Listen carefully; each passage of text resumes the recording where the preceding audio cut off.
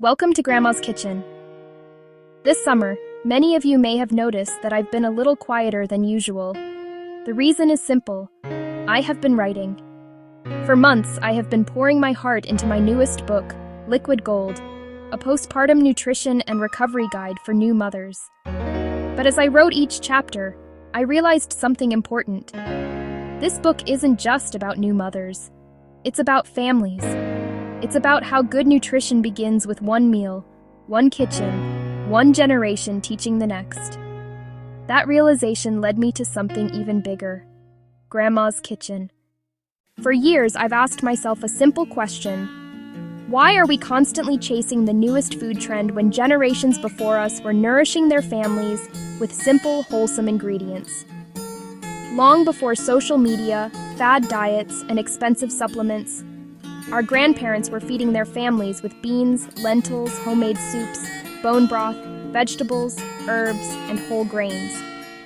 They stretched every dollar, wasted very little, preserved food, canned vegetables, froze leftovers, and passed recipes from one generation to the next. They didn't call it clean eating, they simply called it dinner. Today, many of us live in a world of convenience. We are surrounded by highly processed foods, expensive products promising quick fixes, and marketing that tells us the next trend will solve all of our problems. Meanwhile, grocery bills continue to rise. Healthcare becomes more expensive every year. Families become busier, and many people are left wondering why they don't feel as healthy as they once did. I believe we can learn from the past while embracing the knowledge we have today. I believe healthy eating shouldn't require an expensive diet or the latest food trend. For generations, families around the world have nourished themselves with simple ingredients that were affordable, filling, and rich in nutrients. Beans, lentils, vegetables, homemade soups, bone broth, fresh herbs, whole grains. These foods have stood the test of time. Around the world, people still gather around bowls of hot soup and nourishing stews. Whether it's Japan, Greece, Puerto Rico, Poland, Italy, the Caribbean, or countless other cultures, families continue traditions that have been passed down for centuries. Why? Because they work. Not because they're trendy. Because they're practical. They nourish the body. They comfort the soul. They bring families together. Grandma's Kitchen is not about going backward.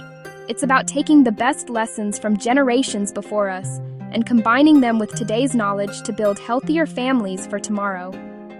Together, we'll explore recipes from around the world, discover the nutritional benefits behind traditional foods, learn how to shop smarter, preserve food, reduce waste, and prepare meals that nourish both our bodies and our budgets.